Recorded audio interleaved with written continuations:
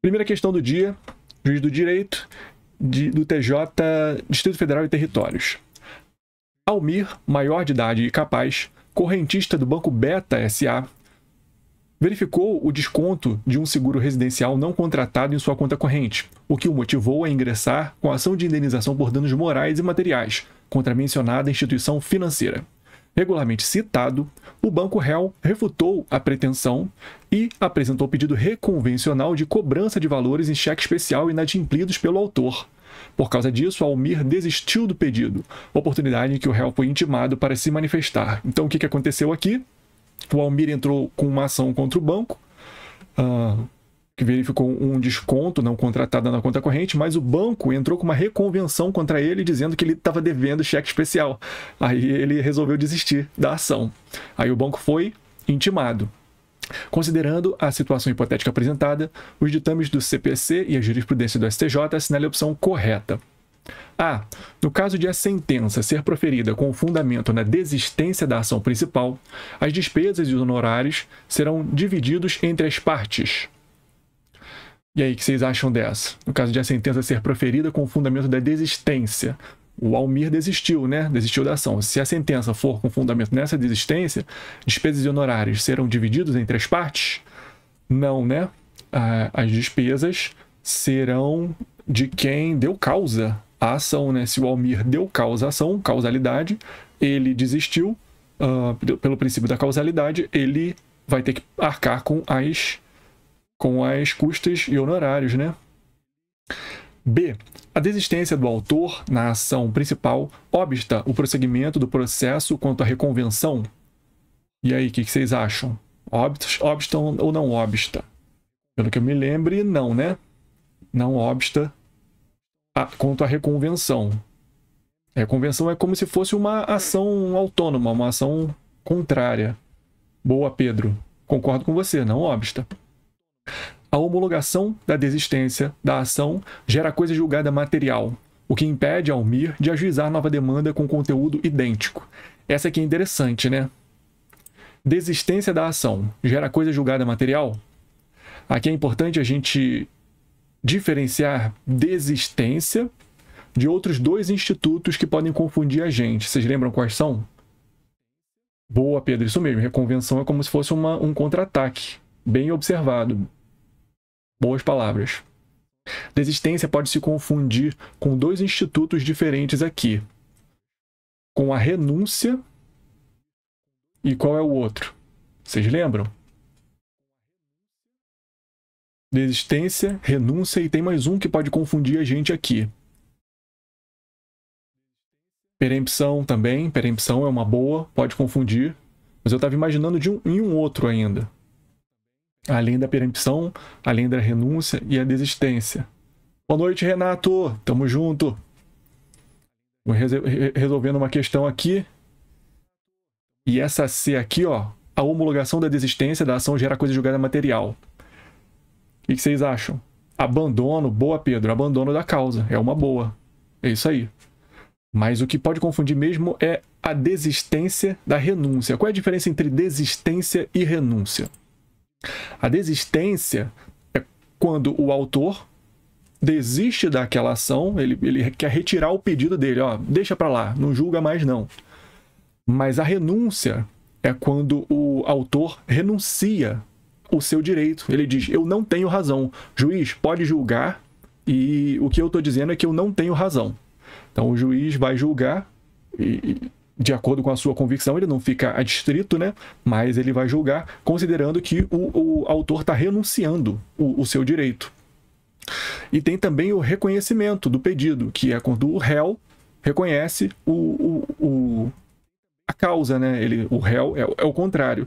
Se a renúncia é o direito, é o autor desistindo e reconhecendo que o outro tem razão, o reconhecimento é quando o réu reconhece que o autor tem razão.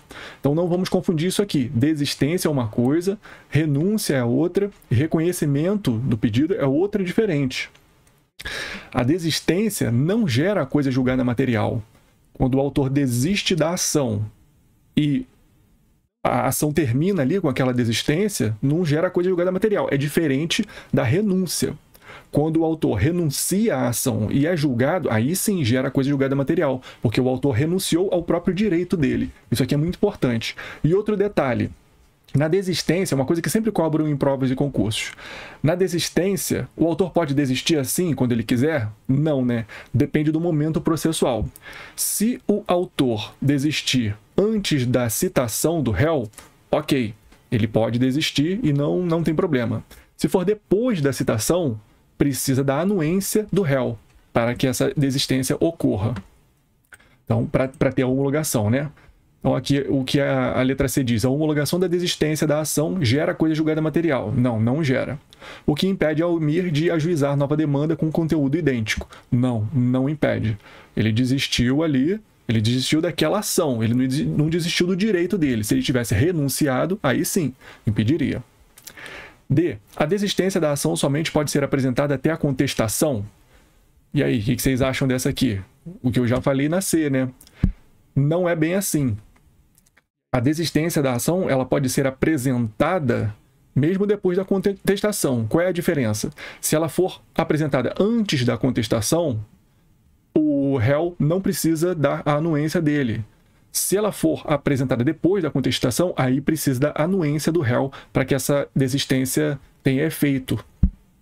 E a E, se o réu recusar-se, sem motivo razoável, a aceitar a desistência, o juiz poderá suprir a concordância e proceder à homologação. E aí, o que vocês acham dessa aqui? Eu acho que é essa. Concordo com você, Pedro. Eu acho que é essa. Se o réu recusar-se sem motivo razoável a aceitar a desistência, o juiz poderá suprir a concordância e proceder à homologação. Por quê? Porque nesse caso, aqui, ocorreu a citação. Cadê? Tarará. Regularmente citado, o banco réu refutou a pretensão, ou seja, ele apresentou a sua contestação e apresentou o pedido reconvencional. Então, já ocorreu contestação. Se já ocorreu contestação, precisa da anuência do réu para que ocorra essa desistência, para que a desistência tenha efeito. Só que tem um julgado do STJ que diz que a desistência não pode ser, a concordância do réu não pode ser porque ele quer ou porque ele não quer. Para ele não aceitar a desistência do autor, ele tem que apresentar um motivo justo. Se o réu não apresentar esse motivo justo para não aceitar a desistência do autor, o juiz pode suprir essa vontade do réu. Pode ocorrer aqui um suprimento judicial. Pelo que eu me lembro, é isso. E aí, vocês discordam, concordam? Vamos ver se é essa a resposta. Olha a Siri falando aqui. Vamos ver se é essa mesmo? Show de bola, é essa mesmo. Então é isso. Vamos ver o julgado. O julgado é esse aqui, ó. O STJ é o RESP 1.519.589 do Distrito Federal. Seria abuso do direito. O réu não aceitar aquela desistência e não aceitar essa desistência e querer continuar a ação de qualquer jeito. O juiz pode suprir essa vontade do réu se ele não justificar. Boa, vamos dar 5 estrelas aqui para o professor que botou o julgado certinho. Próxima questão.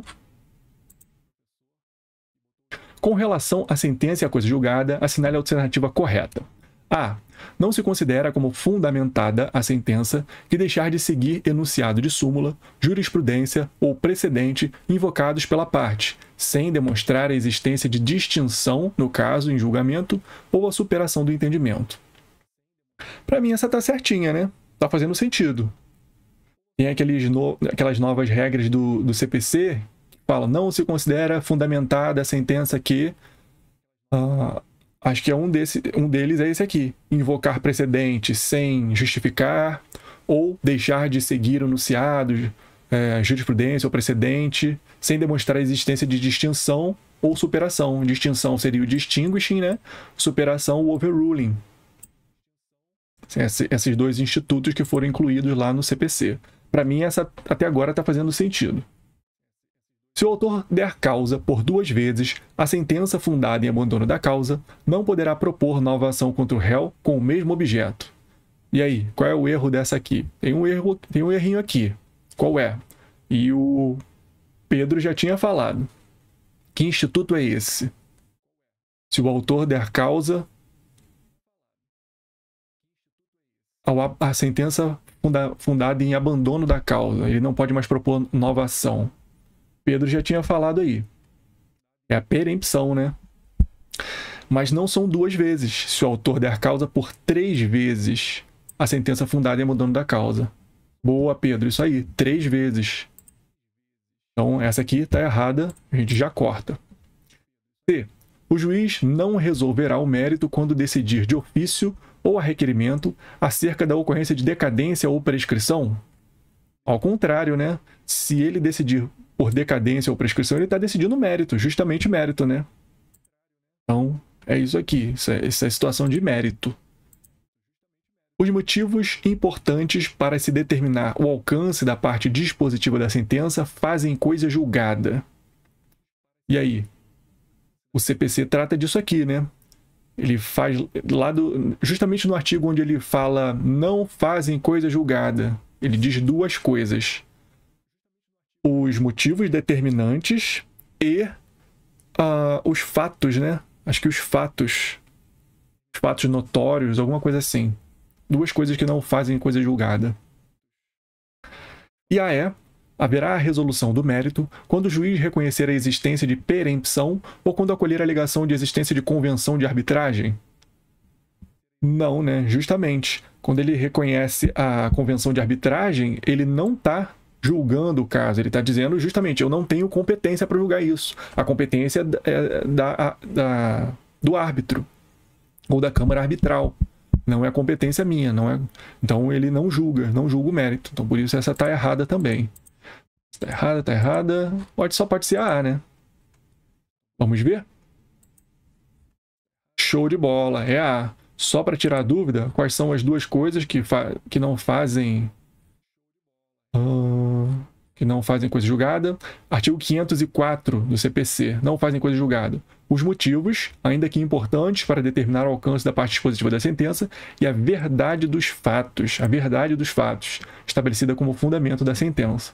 Então é isso, não fazem coisa julgada. Show de bola. 5 estrelas do professor. Esse professor é bom, ele comenta de forma boa na maioria das vezes.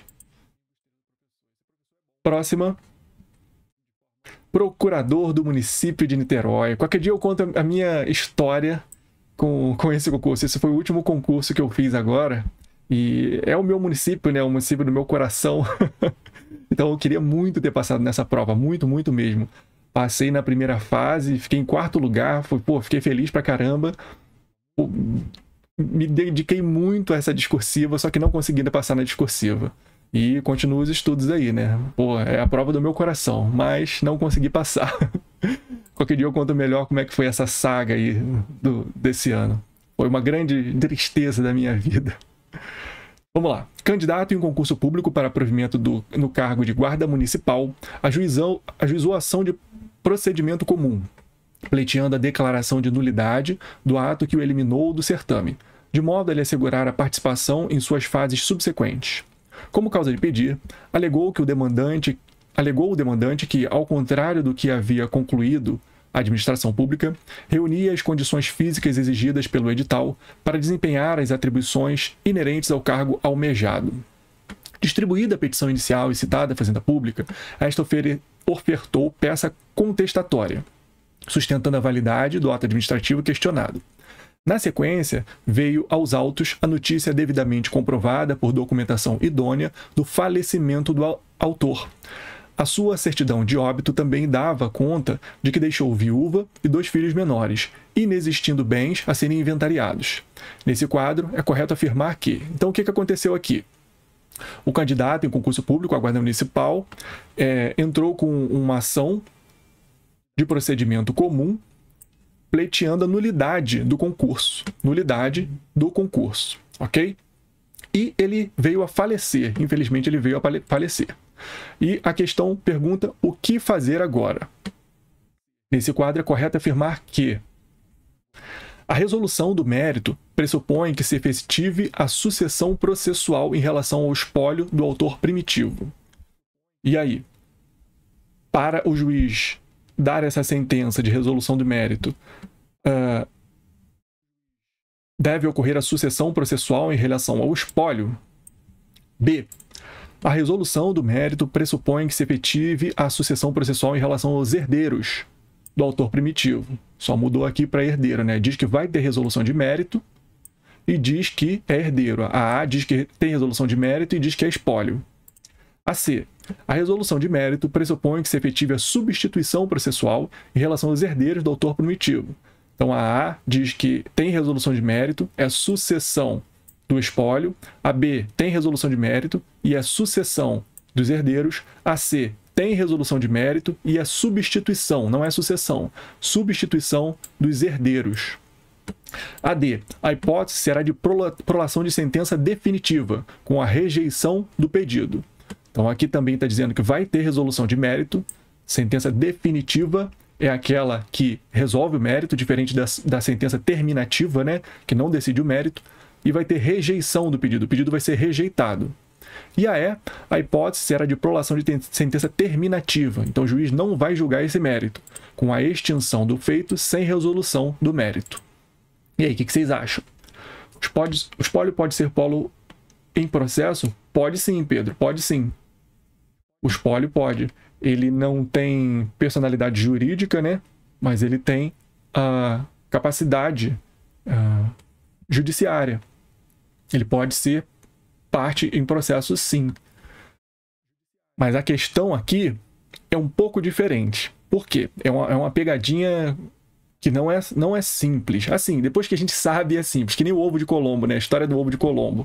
Depois, todo mundo ficava, como é que vai colocar o ovo em pé? Como é que vai colocar o ovo em pé? O Colombo quebrou um pedacinho do ovo e colocou ele em pé. Pronto, é assim que se coloca um ovo em pé. E assim todo mundo faz. Só que ninguém tinha feito antes, né? A história do ovo de Colombo. Depois que alguém mostra como se faz, é muito fácil. Então vamos lá. Essa questão é complicada por quê? O que ele quer aqui é declaração de nulidade do ato que eliminou do certame. Então, a causa de pedir da ação dele é que o concurso é nulo, tem uma nulidade nesse concurso. E qual é o pedido dele? A participação dele nas fases subsequentes. Então, ele tem aqui uma causa de pedir e um pedido. Já que o pedido é a participação dele nas fases subsequentes, não faz sentido chamar mais ninguém para esse processo. Se ele faleceu, então perdeu o objeto. Justamente isso que o Pedro falou. Perdeu o objeto.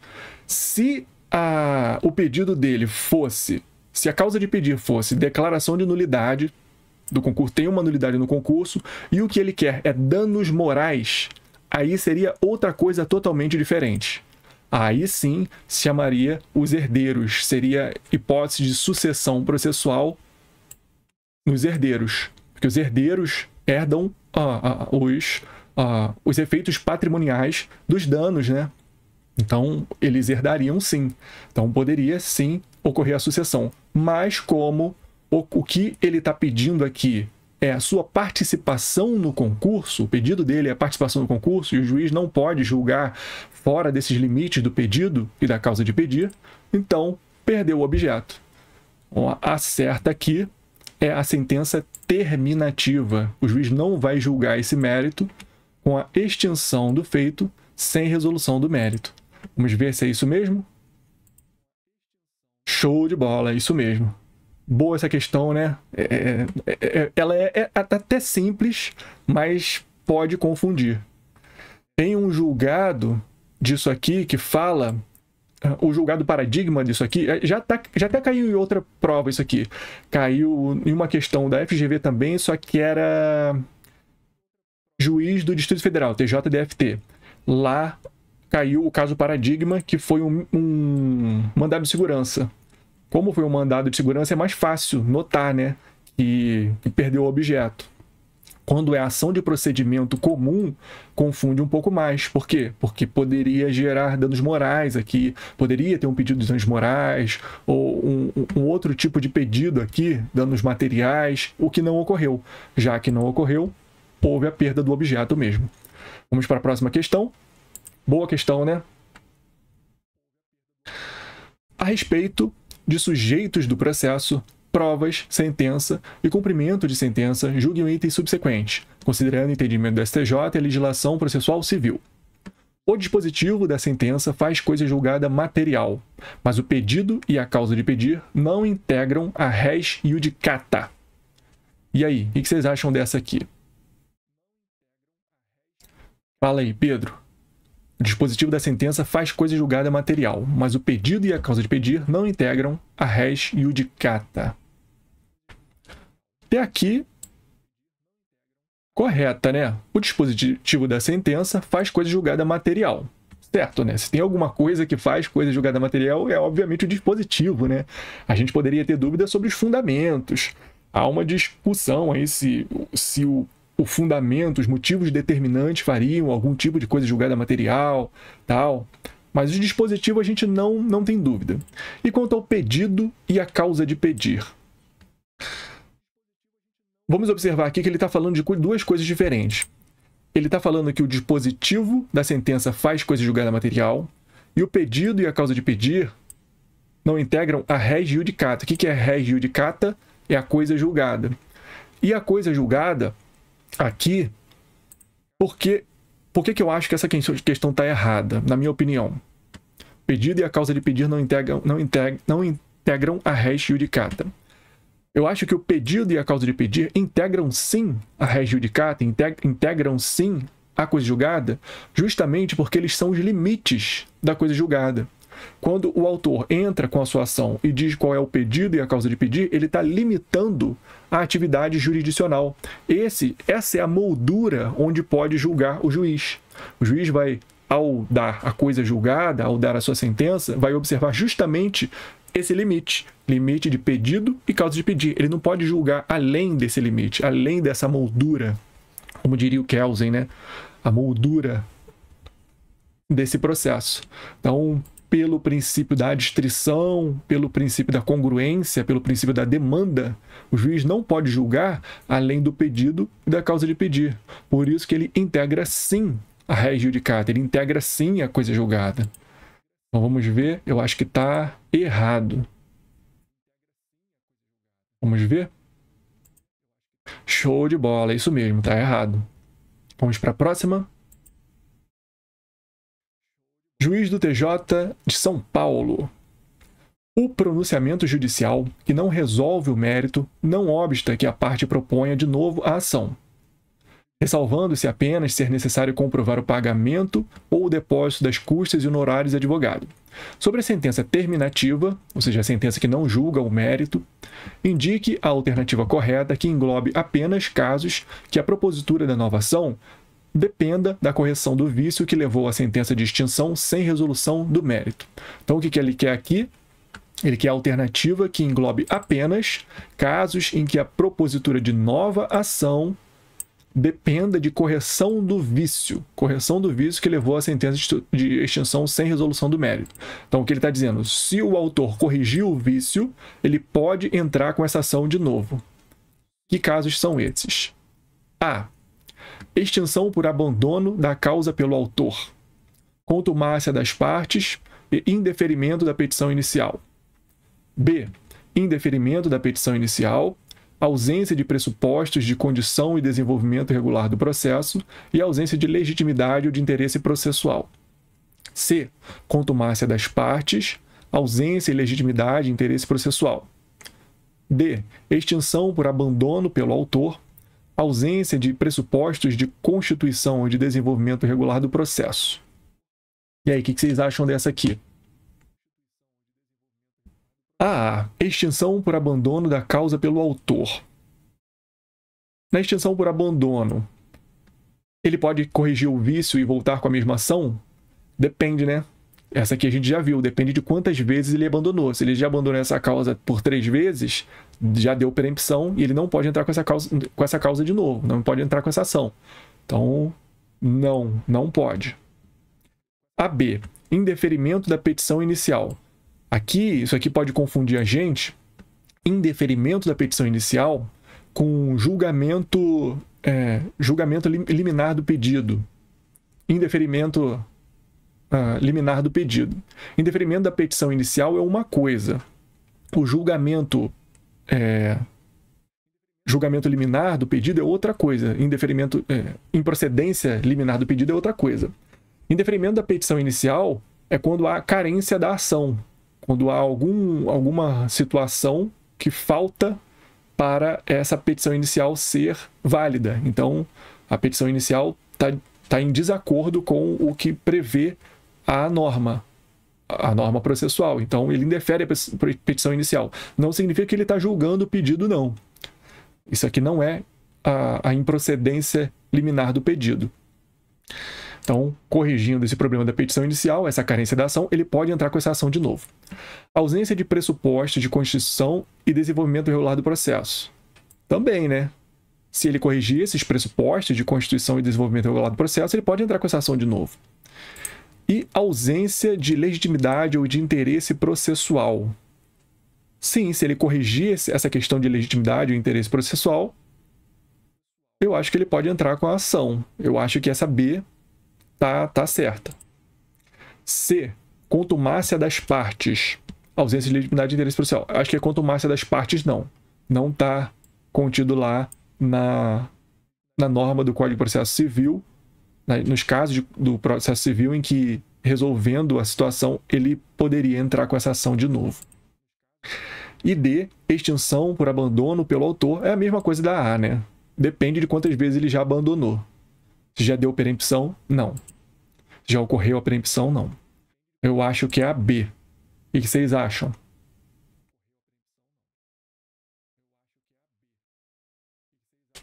Qual que você acha que é aí, Pedro? Interesse processual, eu acho que não entra. Essa dá dúvida mesmo. Qual que você acha que é essa aí? Eu marcaria a B. Excluiria as outras. Vamos ver qual é a resposta? B, é isso mesmo, é a B. Realmente, Pedro, essa extinção por abandono não está especificando que é 3 vezes. Mas ele está dizendo aqui, ele está pedindo a situação que englobe apenas casos em que a propositura de inovação dependa da correção do vício. Então, o abandono da causa depende. Depende, não vai ser sempre. Então, ele não está dizendo que sim, não está dizendo que não, mas nem sempre o abandono da causa vai poder. Quais são as hipóteses? Vamos ver lá na correção. São 5 hipóteses que eu me lembro, né? Está lá no 485. É o 486, parágrafo 1º, que fala: no caso de extinção em razão de litispendência e nos casos incisos 1, 4, 6 e 7 do 485, a propositura da inovação depende da correção do vício que levou à sentença sem resolução de mérito. Aí, o 485, 1, 4, 6 e 7 são: 1. Indeferir a petição inicial. 4. Verificar a ausência de pressupostos de constituição e desenvolvimento válido e regular do processo. 5. Reconhecer a existência de perempção, litispendência ou coisa julgada. 6. Verificar a ausência de legitimidade e interesse processual. Então, tá aqui, ó. Tua dúvida tá aqui. É o inciso 6 do 485. E o 7. Acolher a alegação de existência de convenção de arbitragem ou quando o juízo arbitral reconhecer a sua competência. Essa também me deixou na dúvida, essa questão do interesse processual aqui. Mas é letra de lei, né? Então, tá no CPC, a gente tem que observar. 5 estrelas para o professor. Próxima questão.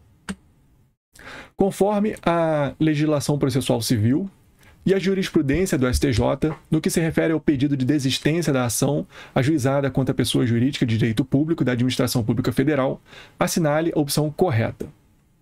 A. O requerimento de desistência deve ser inferido. Erro material da questão, né? Indeferido. o requerimento de desistência deve ser indeferido de ofício pelo juiz, porque a presença de ente público torna a demanda indisponível. Nada a ver, né? O que a gente está falando aqui é de quê? Pedido de desistência realizado contra pessoas de direito público. Então, tem uma ação aqui contra o município, uma ação contra o Estado. E o autor quer desistir dessa ação. Essa desistência deve ser indeferida de ofício, ele não pode desistir da ação? Nada a ver, né? B. Somente até o momento do saneamento do processo, quando ocorre a estabilização da demanda, será possível a apresentação de pedido de desistência? Também não, né? Não é somente até o saneamento do processo. A gente tem os momentos de pedido da desistência até a contestação ou após a contestação. Até a contestação precisa da anuência do réu, depois da contestação. Até a contestação não precisa, depois da contestação precisa. Só que contra a Fazenda Pública a gente tem uma lei específica tratando disso aqui. Lei 9496, 9486, um negócio assim. Não me lembro do número exato da lei, a gente vai ver depois. Confere depois ali. O requerimento de desistência, seja qual for o momento processual de sua apresentação pelo autor, depende sempre do consentimento prévio da Fazenda Pública? Não, né? De acordo com o CPC, não dependeria, porque a gente viu agora há pouco. D. O CPC proíbe o requerimento de desistência da ação caso tenha sido oferecida a reconvenção pelo ente público? Não proíbe, né? Ele não proíbe. O que o CPC diz é justamente que vai depender da anuência do réu, no caso a Fazenda Pública. E a E, Pedro já disse que a E, eu também acho. Eu excluí até agora essas aqui. Eu tô achando que a E, vamos ver? Caso a desistência seja apresentada após o oferecimento de contestação, será legítima a exigência de renúncia expressa do autor ao direito sobre o qual se funda a ação, para que a Fazenda Pública concorde com o requerimento. E aí? O autor quer desistir da ação. Ele quer desistir. A Fazenda Pública pode exigir a renúncia expressa, pode exigir que ele renuncie àquele direito, ou seja, não, você não vai desistir não. Se você quiser desistir, vai desistir para sempre. Vai ter que renunciar ao seu direito, não pode entrar com essa ação de novo. E aí, o que vocês acham? A Fazenda Pública pode fazer isso? Vou ver o número dela certinho, Pedro. É a lei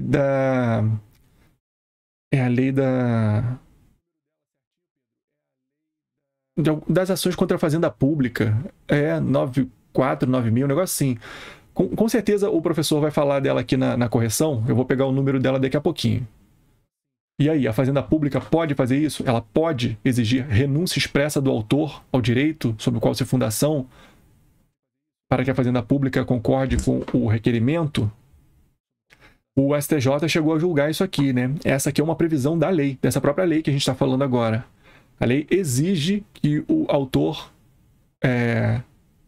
renuncie o seu direito. Ele não pode só desistir e depois entrar com a ação de novo. Se ele quiser desistir, ele vai ter que renunciar. Eu acho que essa lei foi declarada constitucional, foi declarada legítima pelos tribunais superiores. Eu acho que essa é aqui mesmo. Vamos ver? Show de bola, é a E. E qual é a lei? Lei 9469 de 97. 9469 de 97, ó, o artigo 3º dela.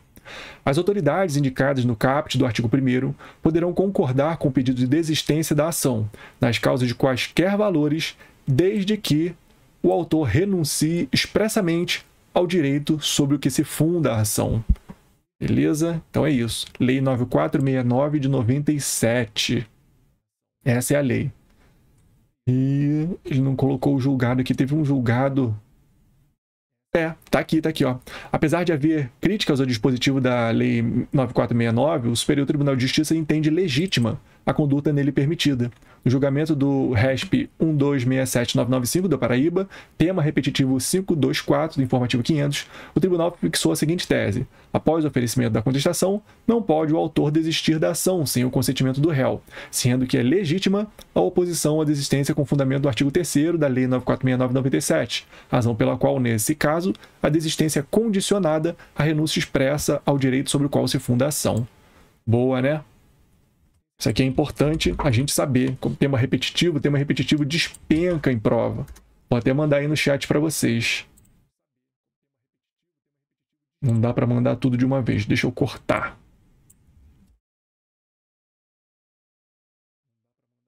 Mandei esse. Mandei esse. Vai, falta mais uns pedacinhos. É legítima a oposição. Pronto. Então tá aí o julgado para vocês. Isso aqui é muito importante a gente saber e a gente memorizar. Muito importante mesmo. Tema repetitivo é certo de cair em prova. É certo. A gente tem que estudar, não adianta. Repetitivo e repercussão geral, banca de concurso adora. Então, próxima. Sobre os precedentes judiciais, é correto afirmar que, como técnica de julgamento, o overruling visa demonstrar argumentativamente, por juiz ou tribunal, como órgãos julgadores, o desgaste ou a superação de determinada razão de decidir, no que tange a sua congruência social e a sua integridade sistêmica. Essa aqui está quase certa, né? Só tem um problema nela: o juiz. Overruling é uma técnica de superação de precedente feita pelo tribunal, né? Como é o tribunal que fixa o precedente, é ele que pode superar o seu próprio precedente. Então, por isso que o overruling não pode ser feito por juiz. O juiz pode provocar um overruling, ou seja, apresentar, dar uma decisão e indicar para o tribunal que aquele precedente precisa ser superado, indicar para isso. Mas quem vai fazer o overruling, quem vai julgar isso, é o próprio tribunal. O juiz não faz overruling. O distinguishing visa demonstrar de forma argumentativa, unicamente por uma corte de precedentes, a ausência de identidade fática e jurídica entre os elementos essenciais e relevantes do precedente e do caso em análise. E aí, o que vocês acham dessa aqui? Também está errada por uma questãozinha, por um probleminha aqui, e é o inverso da primeira. Ele diz unicamente por corte de precedentes. Quem faz distinguishing não é só o tribunal. Como distinguishing é distinção, ou seja, ausência de identidade fática e jurídica, ele está demonstrando que esse caso que ele está julgando é diferente do outro que foi decidido pelo tribunal.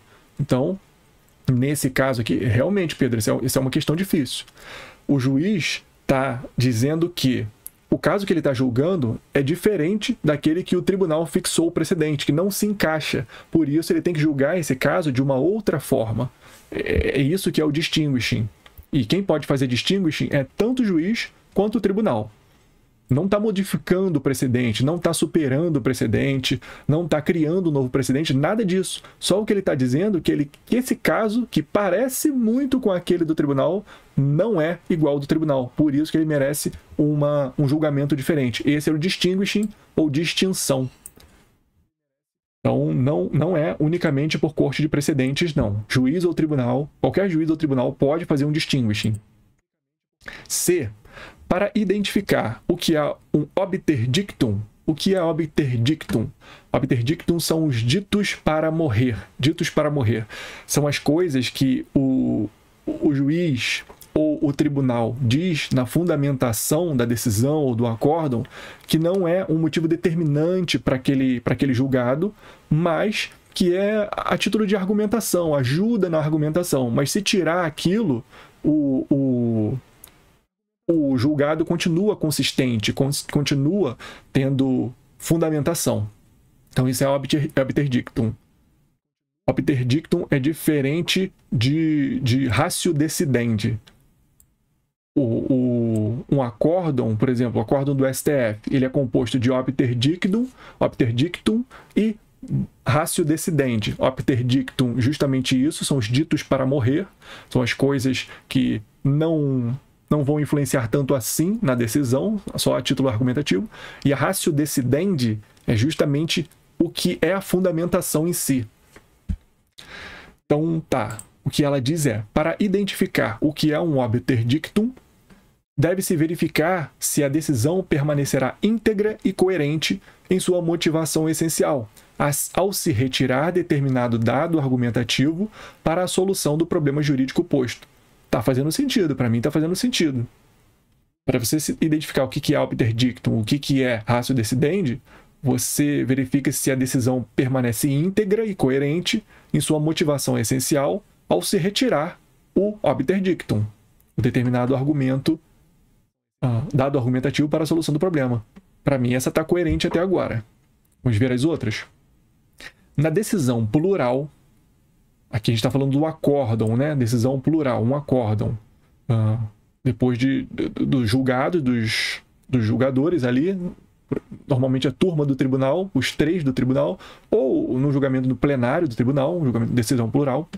A ratio decidendi, que a gente falou aqui agora, diferente de opter dictum. O contrário do opter dictum é a ratio decidendi. A ratio decidendi a ser adotada como precedente conterá necessariamente todas as rationes decidendi que levem a idêntico resultado na parte dispositiva do julgamento. E aí, essa aqui é mais complicadinha, né? Na decisão plural, a ratio decidendi a ser adotada como precedente conterá necessariamente todas as rationes decidendi que levem a idêntico resultado na parte dispositiva do julgamento? Não, né? Como é formado um acórdão? O acórdão é formado pelo voto vencedor. Então, o vencedor ou o relator que fez aquele voto que os outros ministros concordaram, ou o outro ministro que discordou do voto do relator, e aí os outros ministros concordaram com esse voto do ministro que discordou. Aí ele vai ser o relator para o acórdão. Ou é o relator do processo em si, ou é o relator para acórdão. Então, o acórdão vai ser feito com o voto vencedor, não com necessariamente todas as rationes decidendi. Não. Podem ter várias razões para levar a idêntico resultado naquele processo. Mas a ratio decidendi a ser adotada como precedente vai ser aquilo que os ministros votaram e aquilo que neles concordaram. A ratio decidendi de um precedente deverá ser identificada nos enunciados de ementas dos acordos das cortes de precedentes. E a ausência de demonstração da distinção para a não adoção das razões de decidir do caso piloto importará no reconhecimento da decisão como não fundamentada? E aí, o que vocês acham dessa aqui? A ratio decidendi de um precedente deverá ser identificada nos enunciados de ementas dos acordos das cortes precedentes. Se a gente considerar que ratio decidendi é tudo que o ministro invoca como razão de decidir, não tem como ele incluir tudo isso na ementa, né? Então não faria sentido dizer que a ratio decidendi de um precedente deverá ser identificada no enunciado de ementa. Não, ementa é o resumido, né? Pode ter ratio decidendi que não está na ementa, está lá na fundamentação. E a ausência de demonstração da distinção para a não adoção das razões de decidir no caso piloto importará no reconhecimento da decisão como não fundamentada. Essa segunda parte, para mim, até está fazendo sentido, mas a primeira não. Então, eu marcaria a C. Vocês concordam, discordam? O que vocês marcariam aqui? Eu marcaria a C. Vamos ver se está certa. Esses termos são recorrentes em questões jurídicas? Cara, depois do CPC de 2015, sim. Depois do CPC de 2015, eles têm cobrado essa nomenclatura aqui. Não é tão comum. Não é sempre que tem, não. Não é toda a prova. Normalmente, prova de magistratura cobra isso aqui. E prova do MPF, Ministério Público Federal, que eles são um pouco mais aprofundados em doutrina. Então eles cobram isso aqui. Essa aqui foi prova de quê? Ó, juiz do trabalho. Juiz do trabalho. prova de magistratura, eles costumam aprofundar um pouco mais nisso aqui. Justamente para confundir o candidato, né? Às vezes o candidato sabe o assunto, mas não sabe a nomenclatura, não sabe o nome. Aí, então, para confundir o candidato, eles colocam esses nomes em latim aqui. Depois do CPC de 2015, isso aqui foi bastante debatido. Eu lembro que eu estava na faculdade quando saiu o CPC de 2015 e os professores falavam muito disso aqui. Ratio decidendi, obiter dictum, distinguishing, overruling, tudo isso aqui eles falavam bastante. Então, foi um debate doutrinário bastante rico depois do CPC. Bom, eu acho que aqui é a C, mas não sei, fiquei em dúvida. Vamos ver se é a C? Show de bola, C, é isso mesmo. Excluir as outras, então, certinho. Beleza? Próxima. Sobre a coisa julgada material, é correto afirmar que a. O reconhecimento da existência de um fato jurígeno pelo juiz que motivou o resultado de procedência de uma pretensão impede o reexame do mesmo fato em uma outra ação em que litiguem as mesmas partes. E aí, o reconhecimento da existência de um fato jurígeno pelo juiz que motivou o resultado de procedência de uma pretensão impede o reexame do mesmo fato em uma outra ação em que litiguem as mesmas partes? O que vocês acham dessa aqui? Tá fazendo sentido, né? O juiz reconheceu um fato jurígeno que motivou o resultado de procedência de uma pretensão. Então, aquele pedido foi procedente. Isso impede o reexame do mesmo fato em uma outra ação em que litiguem as mesmas partes?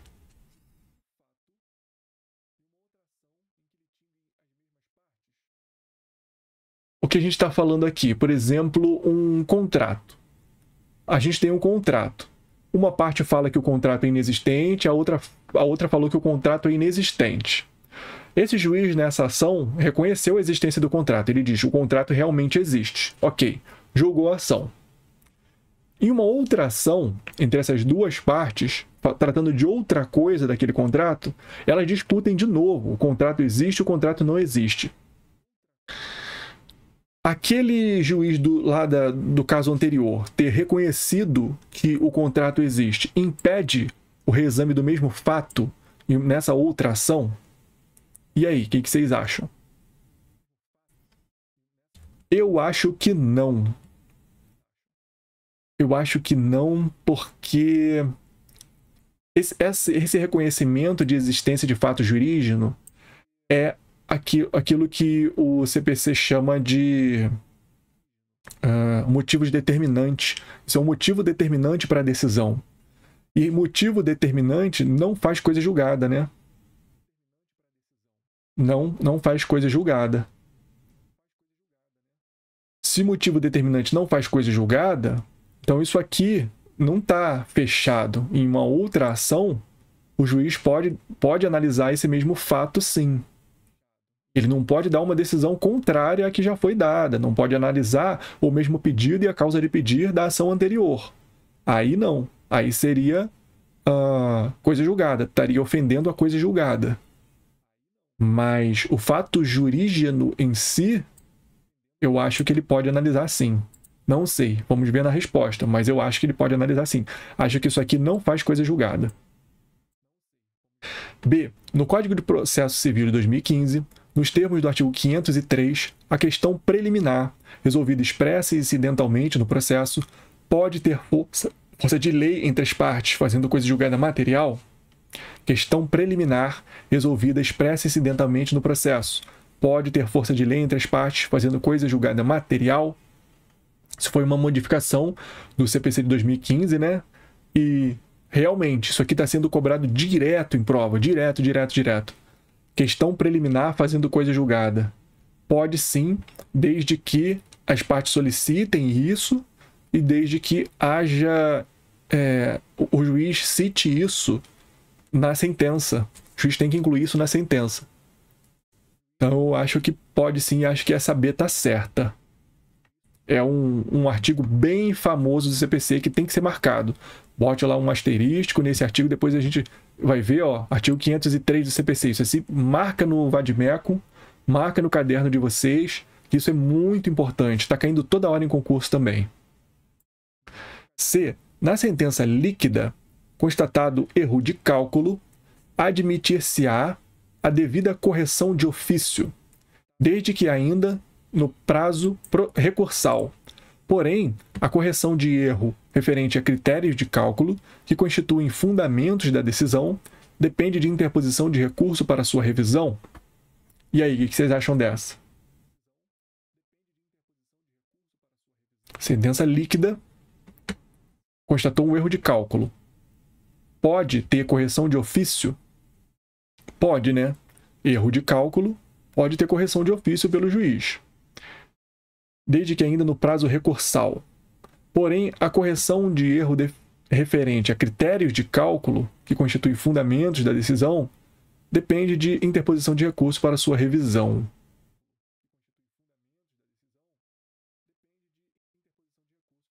Eu acho que se o critério de cálculo for um erro, constatado um erro também, um erro material, ele pode ser corrigido também. Não sei, a gente vai ver isso aqui. D. Nas sentenças determinativas, que decidem em relação jurídica de trato continuado, sobrevindo modificação no estado de fato ou de direito, poderá a parte ré ajuizar ação de revisão, o que afasta a ideia de intangibilidade e de imutabilidade da decisão anterior. E aí, o que vocês acham dessa aqui? Modificação de estado de fato ou de direito. Pode a parte ré ajuizar a ação de revisão? Tem um dispositivo no CPC que diz que justamente não, né? Modificações no estado de fato de direito não modificam a coisa julgada. Acho que é isso. Na hipótese de litisconsórcio necessário simples, a ausência de citação permite ao litisconsorte que não integrou a lide, mesmo após o trânsito em julgado da decisão, propor como terceiro simples ação judicial para reconhecer o provimento judicial como ineficaz? Pedro acha que é a C. Eu estou achando que é a B, mas pode ser a C sim. Vamos ver daqui a pouco. E a E? O que você acha da E? Na hipótese de litisconsórcio necessário simples, a ausência de citação permite ao litisconsorte que não integrou a lide, mesmo após o trânsito em julgado da decisão, propor como terceiro simples ação judicial para reconhecer o provimento judicial como ineficaz? Simples ação judicial não, né? Mas é litisconsórcio necessário. Se é litisconsórcio necessário, ele deveria ser citado. Ele não foi citado. Ele não integrou a lide. Mesmo após o trânsito julgado, ele pode propor simples ação, não. Ele tem que propor o quê? Ação rescisória, né? Ou a querela nullitate, que é um vício transrescisório, ausência de citação. Eu acho que o erro da E está aí. Ele não pode propor uma simples ação, não. Bom, eu acho que é a B. Vamos ver? Pode ser a C também. Vamos ver. É a E, olha só. Gabarito é a E. A ausência de citação permite simples ação. Como assim simples ação? Vamos ver. Vamos ver o gabarito. Essa questão foi difícil. É o que decorre do artigo 115.2 do CPC. Se é caso de litisconsórcio necessário e simples, a sentença é válida e eficaz em relação àqueles que participaram do feito, e ineficaz em relação àquele que não foi citado.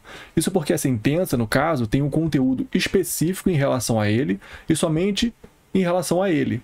A decisão é defeituosa e pode, por isso, ser desfeita.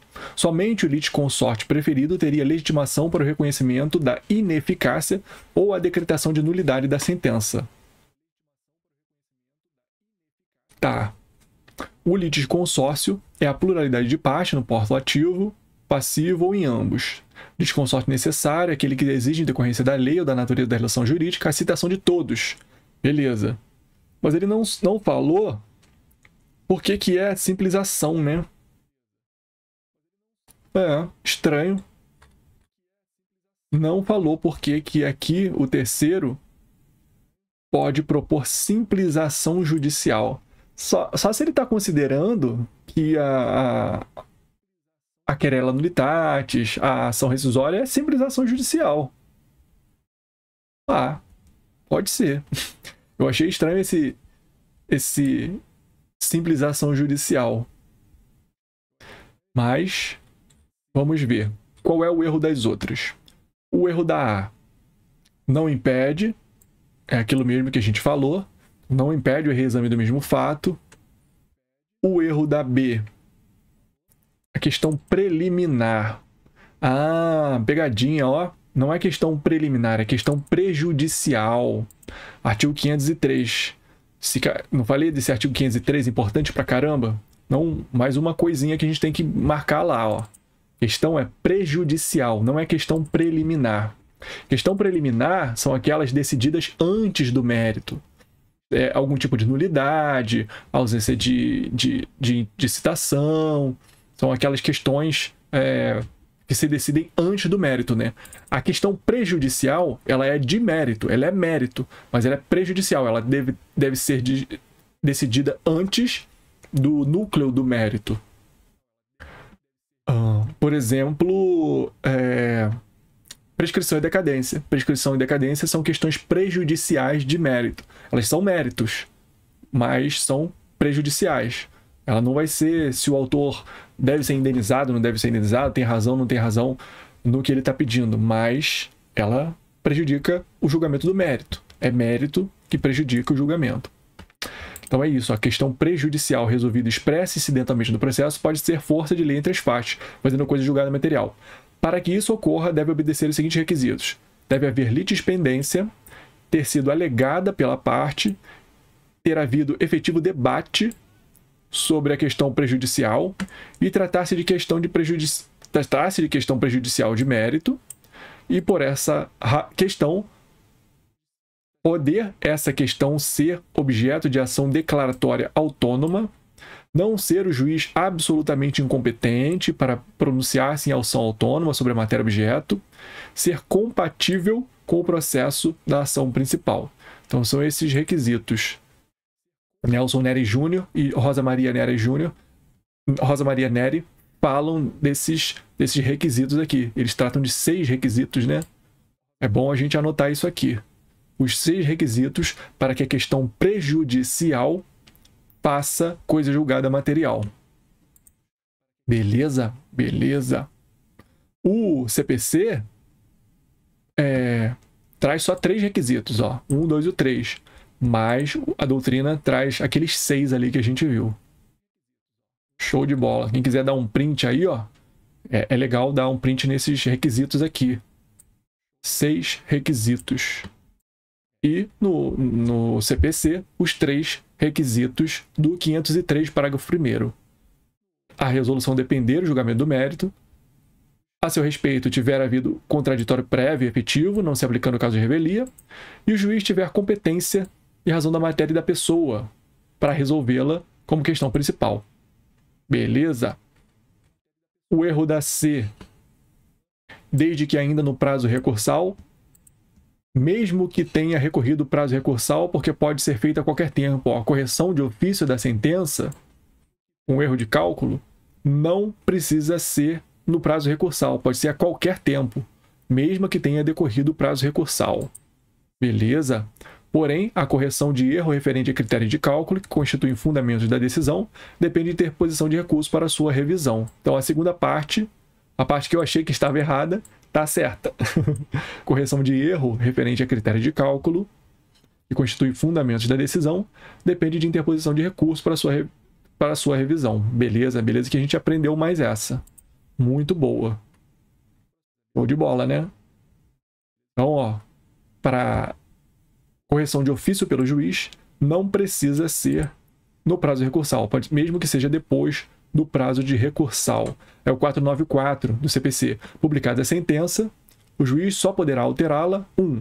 Para corrigir de ofício o requerimento da parte, inexatidões materiais ou erro de cálculo, e por meio de embargo de declaração. São as hipóteses de alteração da sentença. Beleza? O erro da D é a parte ré das sentenças determinativas. Tarará, poderá a parte ré ajuizar ação de revisão. Não é só a parte ré. Parte ré ou autora pode ajuizar ação de revisão. Ok? Ok, então é isso. Então é isso, pessoal. Matamos nosso Pomodoro de hoje. Foram 50 minutos direto de questões focados. E semana que vem continuamos com... Qual é a matéria da semana que vem? Direito Civil. Direito Civil. E Direito Civil, infelizmente, me lembra, né? Que hoje a gente teve uma perda muito grande, muito triste no nosso mundo do direito, que foi o professor Cristiano Chaves, né? Professor queridíssimo, uma das grandes almas do direito, o melhor professor de direito civil que eu já tive, de longe. Os exemplos que ele dava em aula, o carinho que ele ministrava as suas aulas, sempre com muita atenção, com muita dedicação. Pô, um cara que escrevia muito, não só livros de doutrina, mas artigos interessantíssimos, sempre contextualizando a matéria. É uma perda muito triste, né, para o direito, que era uma pessoa incrível daí do nosso mundo, do nosso mundo jurídico.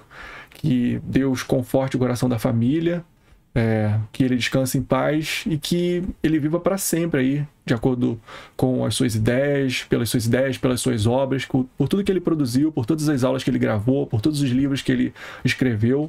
Que ele seja imortal no mundo do direito. Essa é a minha homenagem aí de coração para ele, porque foi um professor que fez muita diferença nos meus estudos de direito civil.